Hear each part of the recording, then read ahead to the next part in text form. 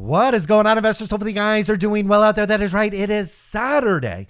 We're normally on Fridays. We recap all the major news and the technical chart patterns from all the major FAANG stocks. We were traveling on Friday, but that gives us an extra day to accumulate. We're talking about a gigantic amount of news. When we get to the technical segment on today's show, you are going to see several of these stocks are starting to pull back into zones where we could potentially look to buy them. We'll notify you of all of those levels. We had a ton of news. We had TikTok arguments in front of the Supreme Court. We are just basically a week away where TikTok could potentially ban. That has huge ramifications for Meta and Google. We'll have to talk about that. We had Mark Zuckerberg make a complete 360 from his political stance. He was on the Joe Rogan podcast. They did some other stuff. Dana White is now on the board of directors over at Meta. Nvidia made a ton of news, including shares pulling back to an interesting area.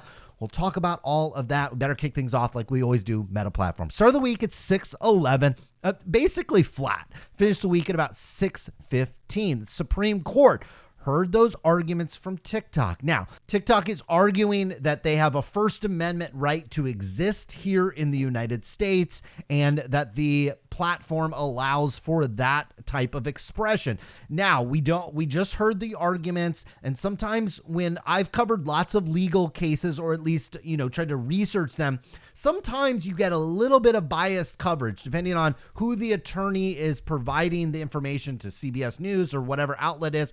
So what I like to do is just take it from the horse's mouth. In the case of the Supreme Court, you actually hear the questions and hear statements from the justices on the Supreme Court. In this case, Chief Justice Roberts said this: Congress is fine with the expression. And so he's talking about the First Amendment right that you get in this country to basically say whatever you want. We'll put that in quotes because there are some limitations, but there's actually not that many.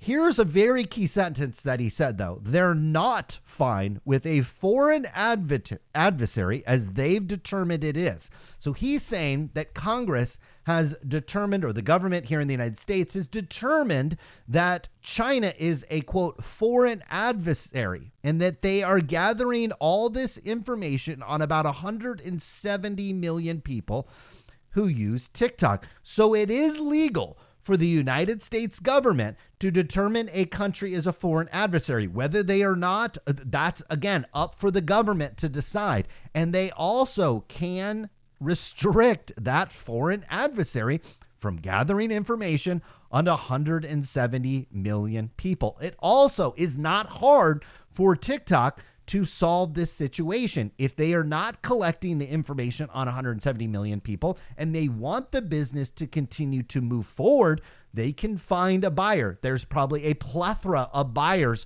for this app here in the United States and globally. All the opinions that I saw on the case and the hearings that were held in the Supreme Court seem to indicate that it didn't go well for TikTok, and it's probably likely headed for a ban, I believe, on the 19th. Now, obviously, the next day, President Trump takes over. And while I'm not a legal expert, it would be very hard for Trump to reverse the ban that was not only passed through two houses of Congress, but potentially held up in the Supreme Court as well. He can maybe do some things to delay it or negotiate those types of things.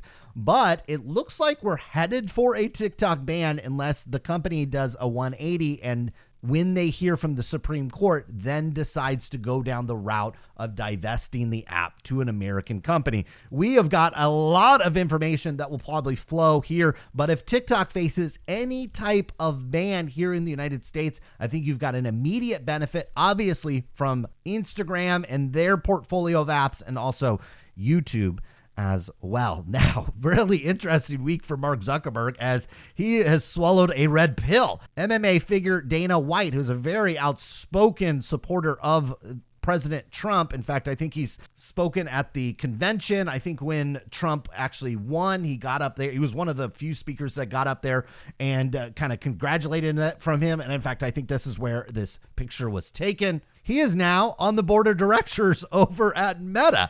So that's really interesting. Obviously, Mark Zuckerberg has obviously gotten into MMA. I've seen stuff where he's done training and he's gone to the fights and stuff. So he's probably struck up a relationship with Dana White. This is probably not all political, but it is really interesting. Also, Meta adopting community notes. A lot of people have criticized Elon Musk when he took over Twitter. He fired a bunch of people. He got rid of DEI policies. He got rid of fact checkers on that. And everybody said that Twitter was going to go away. He also implemented the fact that, instead of getting a blue check mark, you actually had to pay for it.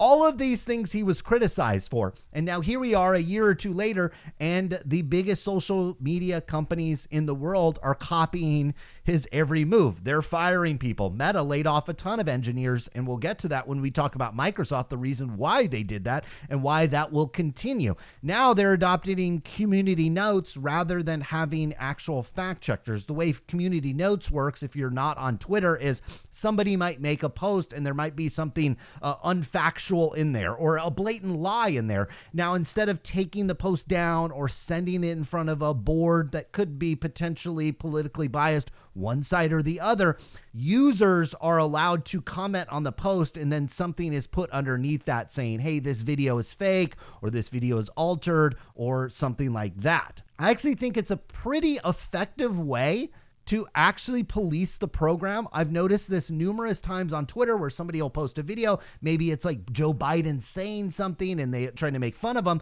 but it was actually because they clipped out certain parts, or it was digitally altered, or it was from a long time ago, or any of those types of things, or taken out of context. I find that Community Notes does a relatively good job, and I'm excited to see how that works on Meta. They're also, like many companies, ending these quote-unquote DEI problems. We've seen how that's worked out in Southern California. We'll talk about that at the end of the show. But they're obviously making a lot of changes over at Meta. What will be interesting over at Meta is how this represents and how this flows through the user activity numbers. I still believe it's not a metric that I pay attention to much over at Meta, but when they report earnings, not this upcoming earnings about 2 or 3 weeks from now, but subsequent earnings later in 2025, how is this going to affect Meta's earnings going forward, or at least their user numbers, their daily active user numbers? Is the fact that they're not censoring and they're using community notes and those types of things, is that going to have a positive impact on people using the platform? Certainly TikTok getting banned will kind of change how those numbers are viewed, but those are all things that I'll be watching for Meta going forward. Now, interestingly enough, in Europe, they slapped kind of an anti-competition ruling on Meta's marketplace, basically saying that it's too powerful, it's too dominant. So now they're going to show eBay listings inside of the marketplace. So that's really interesting. My assumption is this is actually interesting for Meta because eBay is probably giving them access to an affiliate program. So Meta is probably going to catch a commission off of these listings on there. So this is end up probably making them some money. Moving on to Apple, start of the week at 245. Interesting. This stock slid pretty big, down 3.5%. You're going to want to see this technically as we're making our way down with Apple. Now, they hope to widen their moat with a large slate of 2025 product releases. If you recall, it was probably several months ago at this point. I think Apple is going to update their product refresh cycle cadence. They tended to waited for certain times of the year to launch new products. Instead, they're trying to launch them kind of as they are ready or as they are finished and ready to come to the market. In fact, we might get a new MacBook Air possibly as soon as this month. We're also expecting this year potentially a new maybe form factor or a new features on the Apple Watch. Later in the year, you tend to get new MacBooks and MacBook Airs and new iPhones. Obviously, those come towards the back half of the year, but it'll be an interesting year. Will they update the Vision Pro? I don't think they will. Some people do believe that. You have smaller products like the home products. You also have the AirTags, which are expected to get an upgrade, and also potentially a new device called the Command Center, which we've talked about kind of from a rumor perspective. It's like maybe one of these Alexa devices that have a screen and it could control features of your home. It could serve as kind of like a tablet, but maybe not as portable. And maybe you put it in the kitchen or you put it on your, coffee table or whatever, and it allows you to do different things. Now, a foldable iPhone has always been rumored, at least, over the past couple of years, but it faces some challenge due to the fact that it's going to feature an eSIM. which is an electronic SIM rather than kind of the plastic ones you used to have to insert into your phone.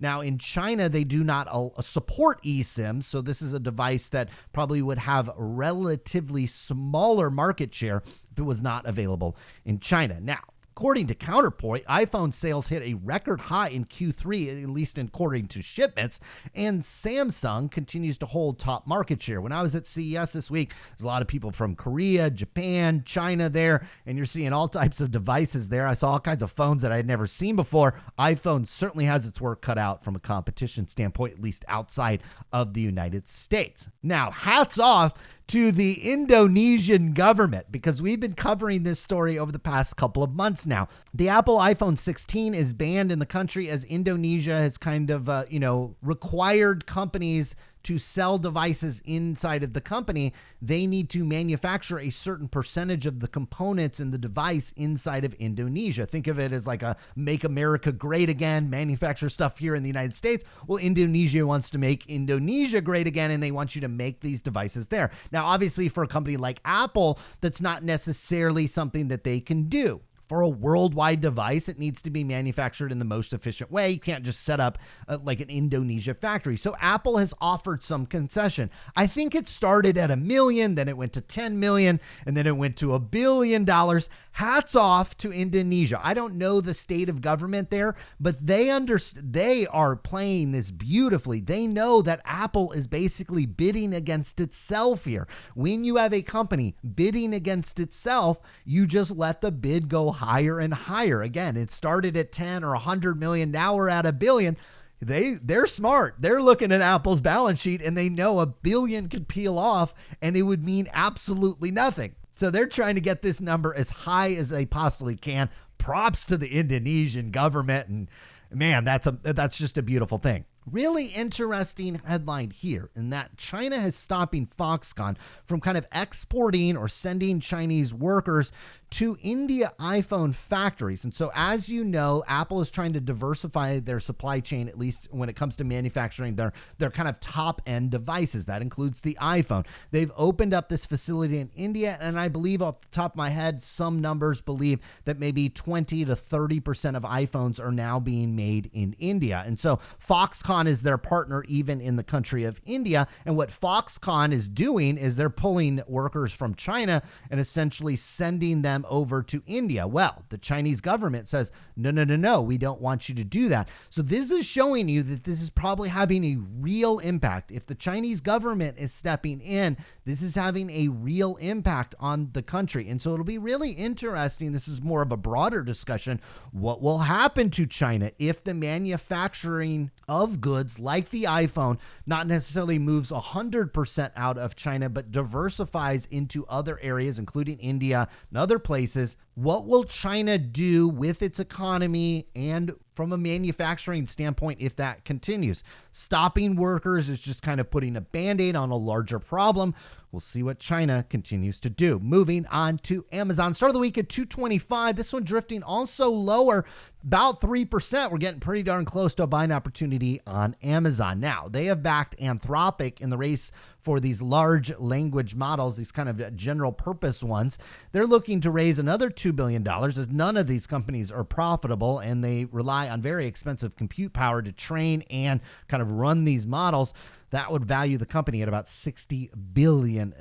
Amazon's investment there probably sitting in the money. Now, Honda is planned to utilize AWS to transition more to software-defined vehicles. At CES, I didn't post a video. I actually recorded a video from Amazon's automobile section. Amazon had multiple sections in CES. One was more their consumer devices, the glasses and the Nook and the Alexa, and they showed off Kuiper, which is the satellite internet. But they had a whole booth, a rather large booth inside of the automotive hall, and they talk about AWS in terms of its ability to run cars, to design cars. They showed off Amazon.com selling cars. And so Amazon's actually making a large push into automobiles. So that'll be interesting to see how that continues to push forward. But Honda could eventually, I think, partner with Amazon on a lot of things when it comes to selling and manufacturing vehicles. Really interesting data out of Costco this week as they continue to win market share from the younger generation.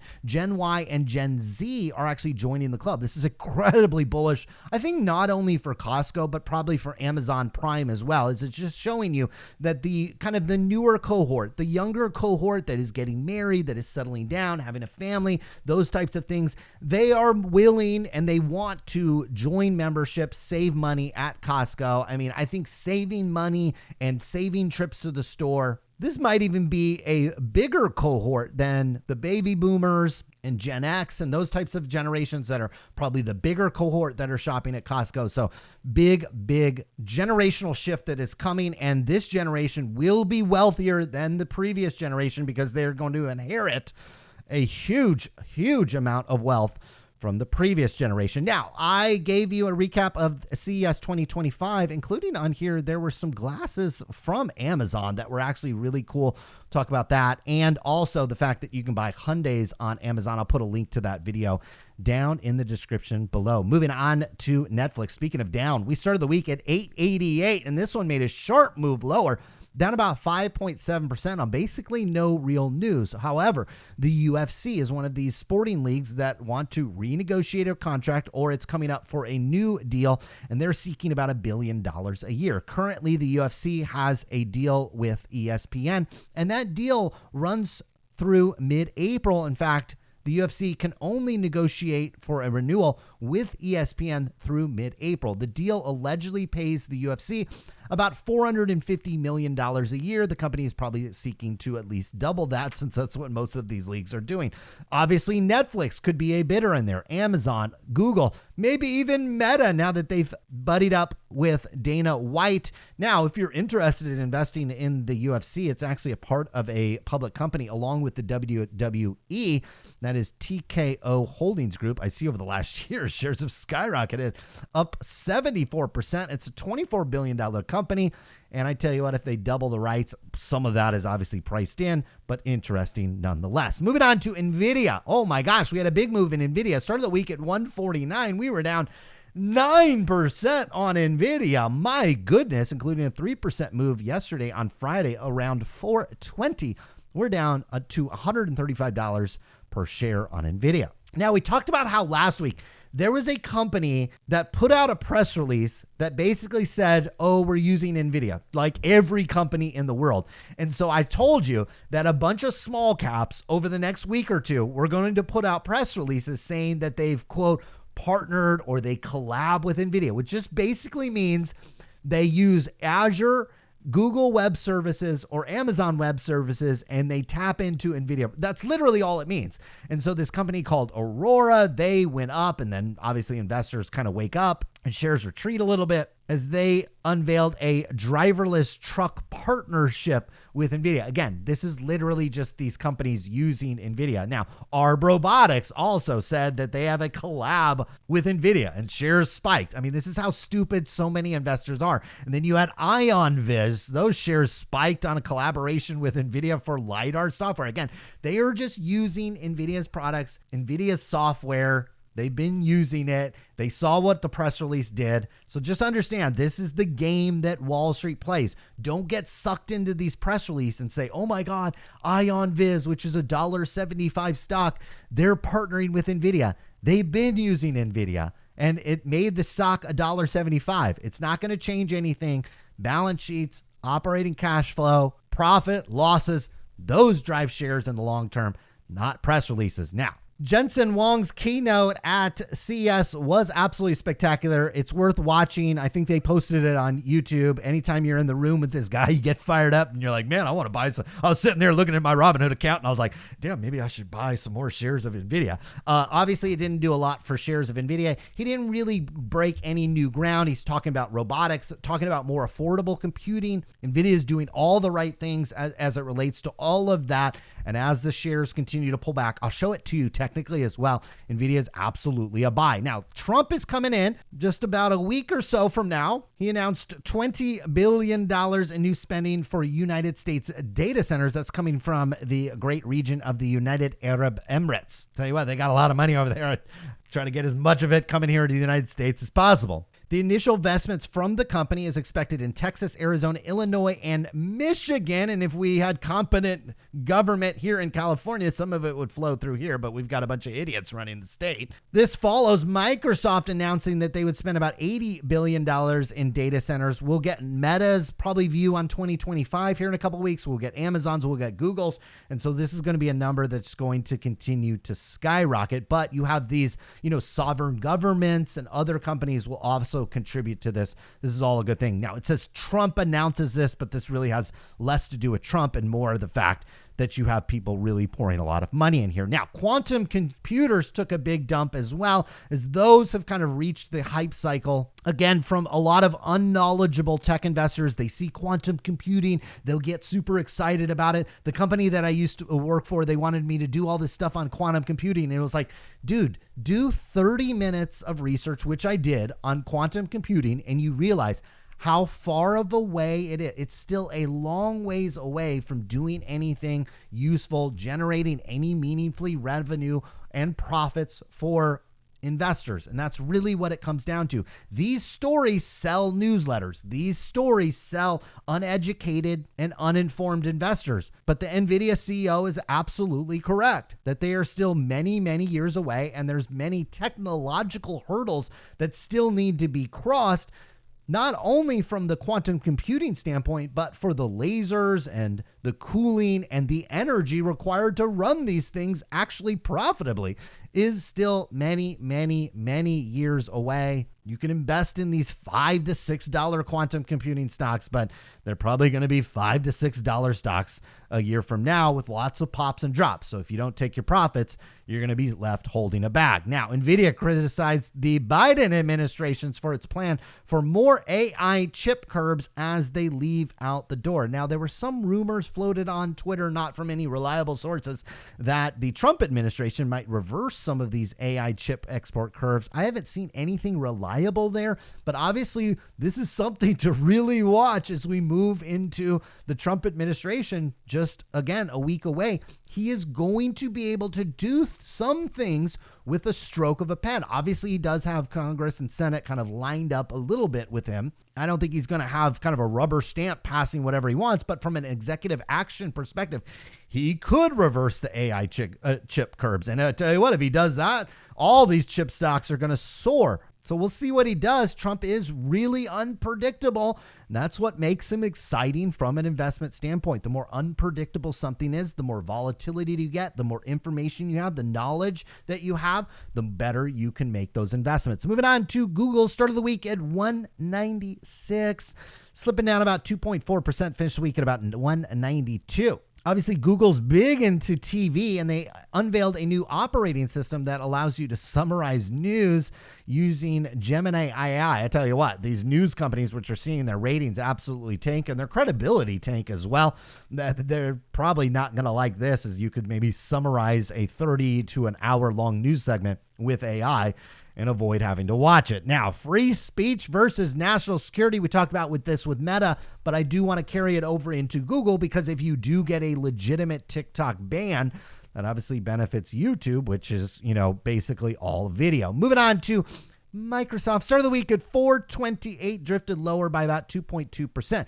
Didn't have a ton of news out of Microsoft, but I did see something on the software side. This comes from Mark Benioff, a CEO of Salesforce. Obviously competes a little bit with Microsoft, but not really. Thought this was really interesting what he said. This was a direct quote from him. He says, "We're not adding any more software engineers next year because we've had to increase the productivity this year with Agentforce, essentially AI, and with AI technology that we're using for engineering teams by more than 30%, to the point where our engineering velocity is incredible. I can't believe what we're achieving in engineering." So this is what is showing you. Some of you get in my comments or you say AI is a bubble, AI doesn't do anything. Oh, wake up, open your eyes right here. Here's what Mark Benioff just told you, that he literally doesn't have to hire any more software engineers. We could bring up Salesforce projections for 2025. Their revenue is probably going to grow in the low double digits, maybe even the teens. So it's not that they're a shrinking organization. It's that their engineers are getting stuff done to the tune of 30% more, to where each engineer, especially elite engineers, are doing more and more every single day. This is what AI, at least at the current form, this is what it's doing. It's making people more efficient. Okay, I know how to computer code, not Python and super complex scripts. I certainly couldn't get a job at one of these companies, but I know enough about computer coding to know that, oh my God, these AI scripts make it so much easier. I wish 10 years ago these things existed. I'd probably be in one of these houses in LA that burned down. Meta fired a bunch of engineers this year. Google's been laying off engineers. Every tech company in the Silicon Valley has been laying off engineers, not because they didn't need them. It's because AI gave them much, much bigger superpowers. And we're seeing this across the board. AI will eventually transfer over to other industries. You can understand, computer coding geeks invented AI. So what's the first problem they wanted to solve? Was computer coding. As we move down the years in terms of AI, it will solve other problems and eliminate the need to hire more and more of XYZ position. He went on to say we will have less support of engineers next year because we have kind of this AI layer. We will have more salespeople next year because we really need to explain to people. Again, he's seen in the marketplace, a lot of people don't computer code, don't know what an engineer does, don't understand how AI is making coding 10 times faster and more efficient. And so he needs salespeople to explain these to the idiots out there that don't understand this type of thing. And he needs to explain what they can achieve with AI. So we'll probably add another 1,000 to 2,000 salespeople,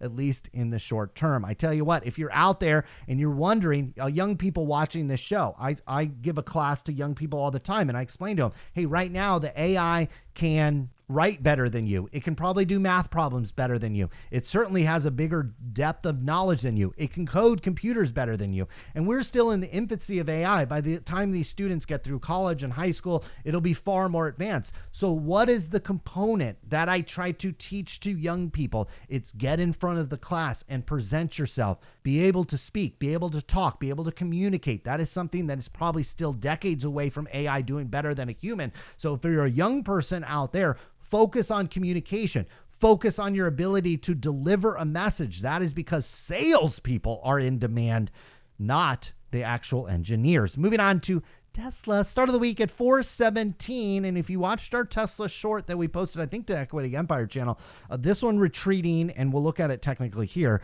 is no surprise, down about 5%, finished the week at 394. Tesla's facing a United States probe over its crash incident in the actually smart summon feature. If you don't know what the actual smart summon or ask feature on a Tesla is you could be in a parking lot and you could be like at the front door or something, and your car could be way out in a parking lot. You might even forgotten where you parked.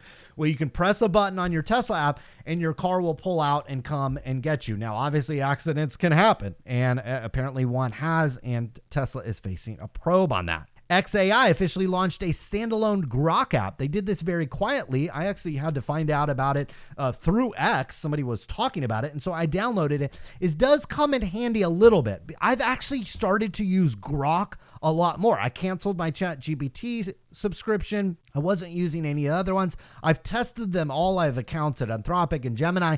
I have found that Grok is pretty darn good. They've got access to all Twitter. So if something is breaking and something is fresh, they actually have the access to the freshest data. And so when I'm doing like stock research, what ends up happening is I'm looking into a company, and it might not be a company that I'm overly familiar with. And so they're referring to maybe a program or an acronym. And I'm like, hey, what is this acronym? I was looking at Delta Airlines, and they talked about a program that they had in place. And I was like, well, let me get the background of this program that they're talking about on this conference call. And I go to Twitter or I go to Grok and I say, hey, what is Delta Airlines, XYZ program? And you press enter and it outlines the whole thing for me. And now I'm like, oh, okay, this is what this company is doing from kind of a fuel perspective. And I can go back to the conference call, and it literally saves me, probably an hour of work. I would have had to gone back to other conference calls or other analysis and had to read through it. And I have found that Grok is incredibly effective at that. Now, Elon Musk is stating the obvious here. The DOGE,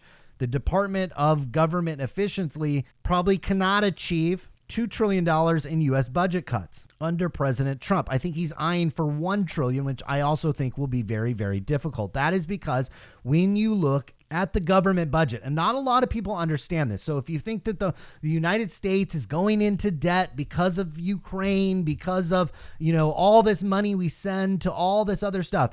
No, the vast majority of government expenditures, yes, some of it goes, or a good chunk of it goes to defense, but the vast majority of debt that the United States accrues every single year is debt that we owe to ourselves through Social Security and healthcare. Included in the $6.75 trillion of government expenditures in 2024, $5.3 trillion was allocated to those basically 3 or 4 benefits: Social Security, healthcare, defense, and veterans benefits. So unless you cut any of those 4 categories, you basically do nothing to the government. Now, can you find efficiencies inside of this $5.3 trillion?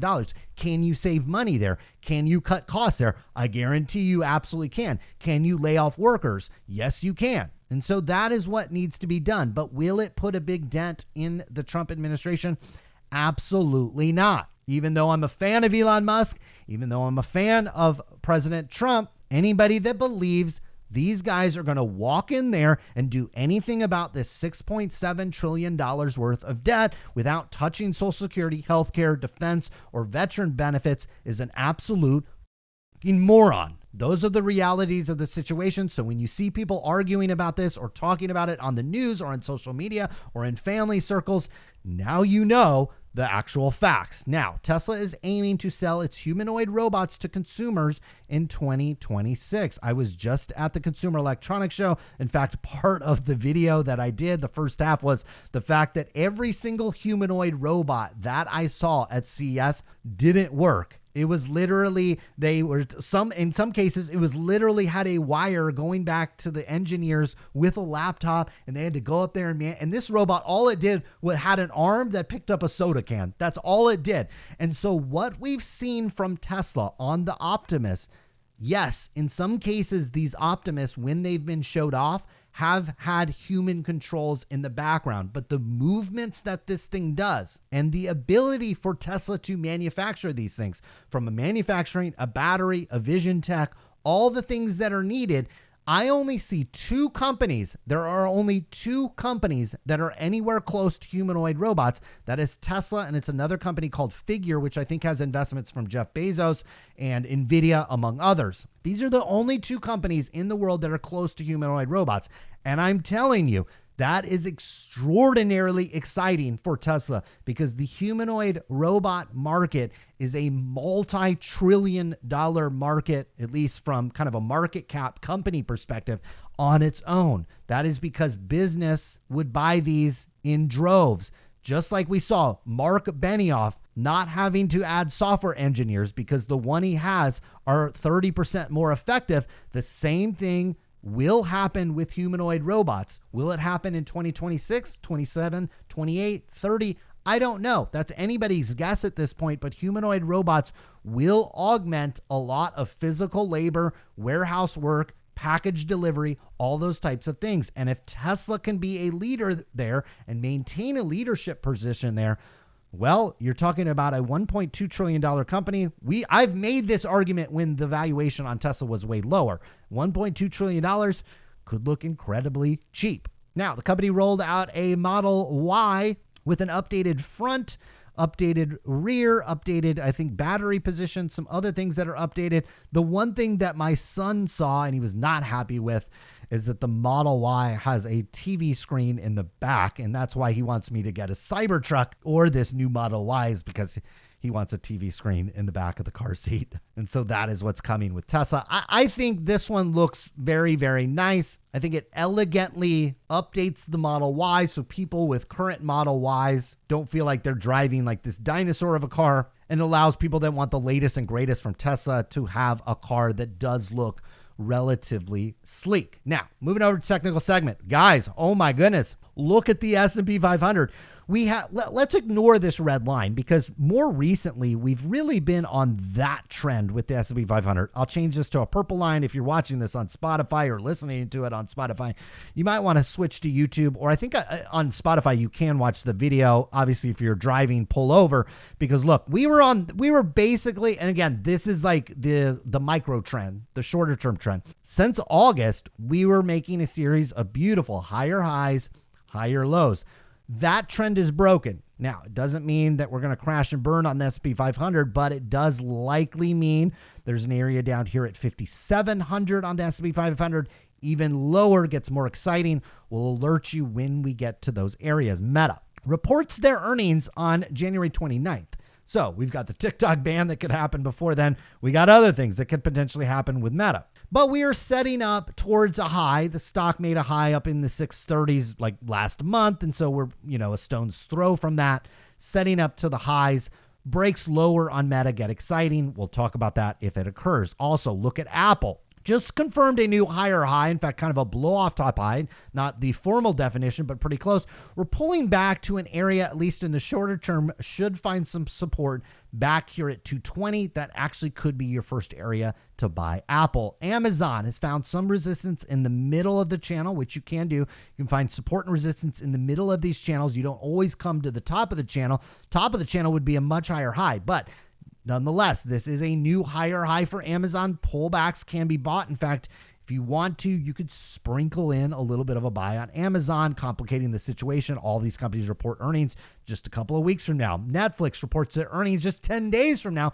On Tuesday, January 21st, it is completely rolled over from the new high that it's made. You're looking for pullbacks for Netflix. The first area is $100 lower at $737. Nvidia had a big pullback this week, but I think we're going to pull back to this trend. We'll have to figure out where it is when you have a kind of, wouldn't say this is a reversal of trend, but you are on a breakneck trend with Nvidia. And we've pointed out that we did break through that. We not only broke through it, but more interestingly, we back tested to it, and then we failed there and pulled down. That is usually a good sign that that breakneck trend is over. But I think we're going to flatten out on this one. In fact, you could buy Nvidia if you felt like it.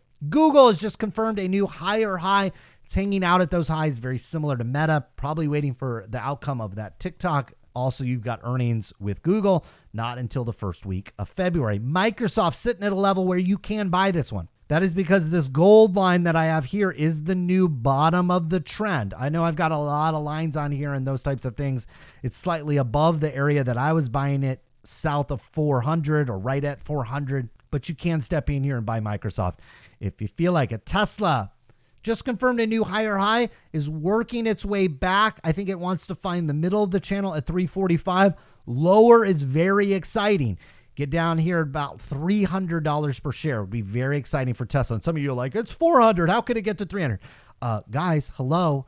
Back in April, it was $143. Back in November, which is like 2 months ago, it was $247. So if Tesla goes from 500 back to 300, if you can't stomach the swings in Tesla, it's not a stock for you. This is a stock, obviously, that can swing from 140 to 500 and then back to 100 very, very quickly. If you can't stomach that, it's not the stock for you. You need to reevaluate your life choices and maybe stick to ETFs and get a financial advisor. If you're a big boy, this is exactly what you want to see. And as Tesla starts to pull back, you get your money ready, because that's what a big boy does. Folks, that wraps it up for the FAANG Stock Recap Show on Saturday, January 11th. I'd be remiss if I didn't mention the fires down in my home state and the great state of California. It is incredibly tragic for me to see. I have friends that are there. I have friends that have lost their homes. I have friends that have, their home did not burn down necessarily, but everybody else's around them did. And they owe, $700,000, $1 million in a house. They've just completed renovations. They've just done all of those types of things. The school that their children had gone to is now gone. The teachers in the neighborhood are probably going to have to leave. It is incredibly tragic. Probably the worst tragedy that I've ever seen. And I've seen the San Francisco earthquakes, among other tragedies. here in California. So my thoughts, my prayers are obviously with everybody down there. If there's anything that I can do for you, please let me know. We did have a trip planned literally in 30 days to go to Los Angeles, go to Universal Studios. In fact, we were going to visit the friends that lost their house, and we were going to go to their house that is no longer there. And so my thoughts are with you. And again, if there's anything that I can do, if any of you need a place to stay, if any of you need anything, I have a cabin here in Northern California. If you need a place to stay, you just want to get out and you want to, get away from something, you know how to reach me, and I'll take care of you. Hopefully you guys enjoyed today's video. We'll be back again next week at the regular scheduled time on Friday. Until then, good luck with your investments.